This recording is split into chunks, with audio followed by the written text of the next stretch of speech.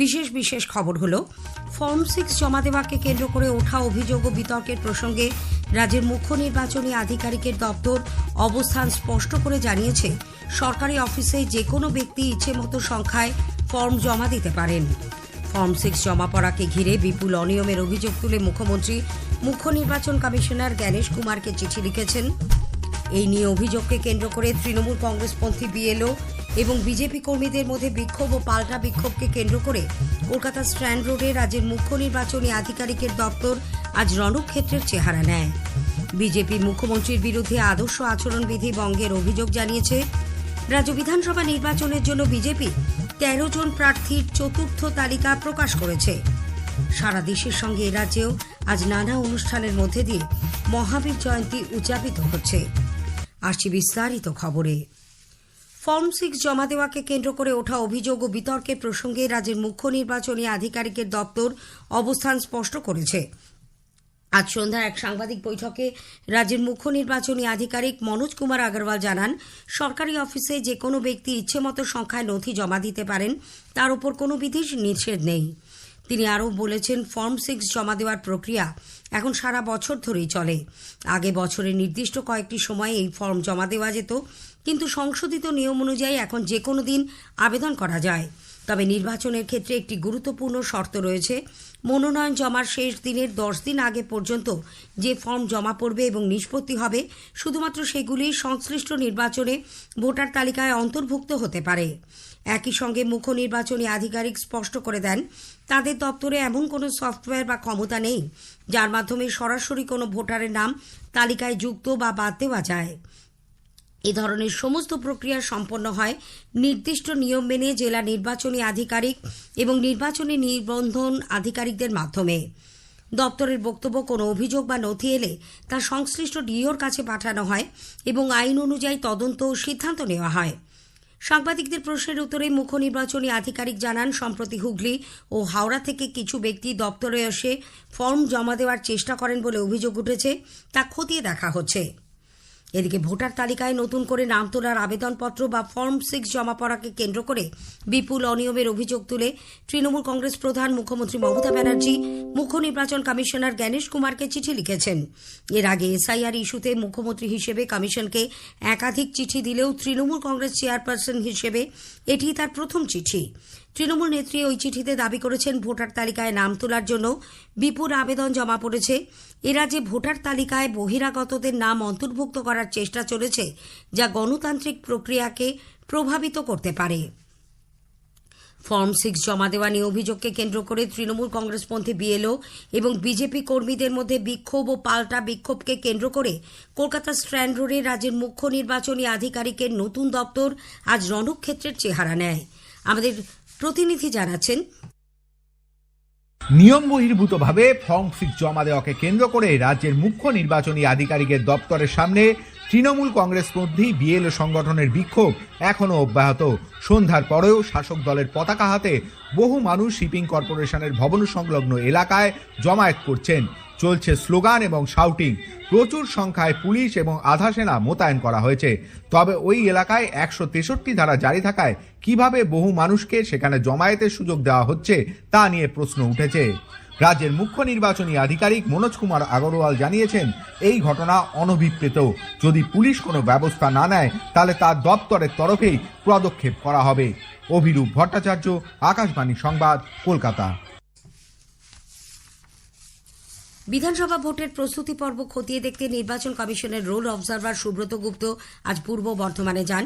সঙ্গে ছিলেন police observer একে মিশ্র। তারা বর্ধমান থানায় এক উচ্চ পর্যায়ের প্রশাসনিক বৈঠক করেন।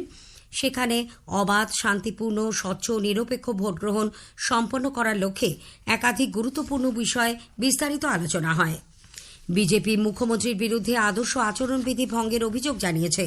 কলকাতায় আজ রাজ্য সভাপতি শ্রমিক ভট্টাচার্যের নেতৃত্বে এক প্রতিনিধি দল মুখ্য নির্বাচনী আধিকারিকের কাছে এক চিঠিতে ময়নাগুড়ির এক জনসভায় মুখ্যমন্ত্রীর বক্তব্য তুলে ধরে। ওই জনসভায় মুখ্যমন্ত্রী ভোটের পর বিজেপি কর্মীদের দলের সঙ্গে আর কোনো যোগাযোগ নেই, এই মর্মে পোস্টার লাগাতে হবে বলে উল্লেখ করেন। এইভাবে বিজেপি কর্মী সমর্থকদের সরাসরি হুমকি দেওয়া হচ্ছে বলে বিরোধী দলনেতা শুভেন্দু অধিকারী অভিযোগ করেছেন। পরে সাংবাদিকদের প্রশ্নের উত্তরে তিনি বলেন, মুখ্যমন্ত্রীর বক্তব্যের দুটি ক্লিপ ও ভাষণের পেন ড্রাইভ তারা নির্বাচন কমিশনে জমা দিয়েছেন। আমরা দুটো বক্তব্যের ক্লিপ এবং তার ভাষণের পেন ড্রাইভ জমা দিয়েছি। একটা ভাষণে তিনি বলছেন কেন্দ্রীয় আধা সামরিক বাহিনী নিরাপত্তা বাহিনীদের বিরুদ্ধে বিশেষ করে নারী শক্তি মহিলাদেরকে লেলিয়ে দেওয়ার কথা বলছেন। দ্বিতীয়ত বলছেন ভারতীয় জনতা পার্টির কর্মীরা 4 তারিখের পরে পোস্টার দিয়ে বলতে হবে যে আমি বিজেপি করি না। মমতা ব্যানার্জিকে কেন আপনারা ব্যান করবেন না? রাসবিহারী বিধানসভা কেন্দ্রের মাঝেরহাট কলোনিতে নির্বাচনী প্রচারে দলীয় ব্যানার দুষ্কৃতীরা ছিঁড়ে ফেলেছে বলে প্রদেশ কংগ্রেসের রাজ্য সাধারণ সম্পাদক রাসবিহারী বিধানসভা কেন্দ্রের কংগ্রেস প্রার্থী আশুতোষ চ্যাটার্জি অভিযোগ করেছেন। এই ঘটনা প্রশাসনকে গুরুত্ব সহকারে দেখা দরকার বলেও তিনি মন্তব্য করেন। রাজ্য বিধানসভা নির্বাচনের জন্য বিজেপি 13 জন প্রার্থীর চতুর্থ তালিকা আজ প্রকাশ করেছে। এদের মধ্যে আছেন চৌরঙ্গী কেন্দ্রে কংগ্রেস থেকে সদ্য বিজেপিতে যোগ দেওয়া সন্তোষ পাঠক, উত্তর 24 পরগনার বাগদায় কেন্দ্রীয় প্রতিমন্ত্রী শান্তনু ঠাকুরের স্ত্রী সোমা ঠাকুর এবং বর্ধমানের মেমারি কেন্দ্রে সাংবাদিক মানব গুহ। এদিকে বিখ্যাত টেনিস তারকা লিয়েন্ডার পেস আজ বিজেপিতে যোগ দিয়েছেন। অন্যদিকে হাওড়া গ্রামীণ এলাকার জন্য 5 এসইউসিআই প্রার্থীর নামও আজ ঘোষণা করা হয়েছে। ভোটের দিন এগিয়ে আসার সঙ্গে সঙ্গে রাজ্যে প্রচার ক্রমশ জোরদার হয়ে উঠেছে। তৃণমূল কংগ্রেস নেত্রী মুখ্যমন্ত্রী মমতা ব্যানার্জি আজ বাঁকুড়ার বিষ্ণুপুর ও পশ্চিম মেদিনীপুরের গড়বেতায় জনসভা করেন। বিষ্ণুপুরের সভা থেকে মুখ্যমন্ত্রী বিজেপির সমালোচনা করে বলেন, ভিন রাজ্যে ভোটার এনে তারা বাংলা দখলের ছক কষছে।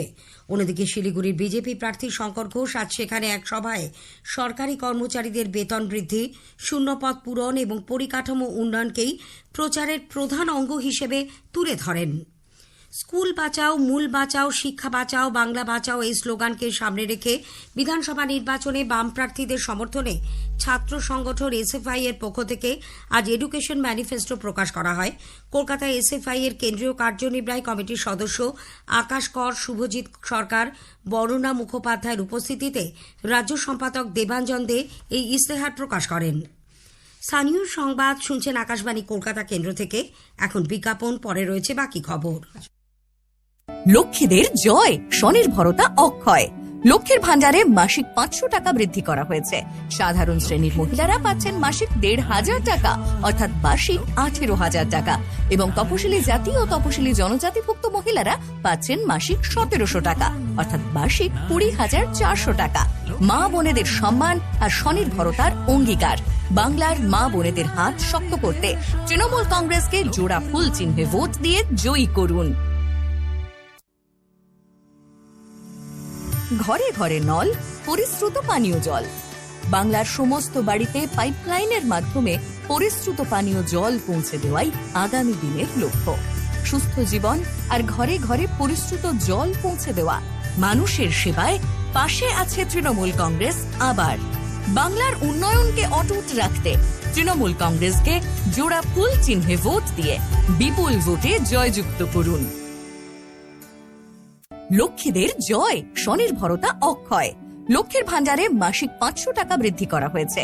সাধারণ শ্রেণীর মহিলারা পাচ্ছেন মাসিক 1500 টাকা অর্থাৎ বার্ষিক 18,000 টাকা এবং তপশিলি জাতি ও তপশিলি জনজাতিভুক্ত মহিলারা পাচ্ছেন মাসিক 1700 টাকা অর্থাৎ বার্ষিক 20,400 টাকা। মা বোনেদের সম্মান আর স্বনির্ভরতার অঙ্গীকার। বাংলার মা বোনেদের হাত শক্ত করতে তৃণমূল কংগ্রেসকে জোড়া ফুল চিহ্নে ভোট দিয়ে জয়ী করুন। ফিরে এলাম স্থানীয় সংবাদে।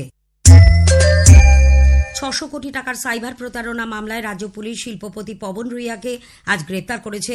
পশ্চিমবঙ্গ পুলিশের সাইবার অপরাধ দমন শাখা নিউ টাউনের একটি হোটেলের সামনে থেকে তাকে গ্রেপ্তার করে। আগামীকাল তাকে বিধাননগর এসিজেএম আদালতে তোলা হবে।